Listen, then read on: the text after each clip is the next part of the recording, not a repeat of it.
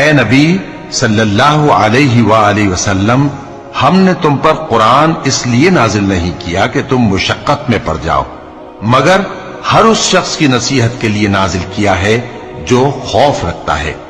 یہ اس ذات کا اتارا ہوا ہے جس نے زمین اور اونچے اونچے آسمان بنائے، یعنی رحمان، جو عرش پر جلوہ افروز ہوا۔ جو کچھ آسمانوں میں ہے اور جو کچھ زمین میں ہے اور جو کچھ ان دونوں کے بیچ میں ہے اور جو کچھ مٹی کے نیچے ہے، سب اسی کا ہے۔ اور اگر تم پکار کر بات کہو تو کیا ہے، وہ تو آہستہ کہی ہوئی اور نہایت پوشیدہ بات تک کو جانتا ہے۔ اللہ وہ معبود برحق ہے کہ اس کے سوا کوئی معبود نہیں ہے، اس کے سب نام اچھے ہیں۔ اور کیا تمہیں موسیٰ کے حال کی خبر ملی ہے؟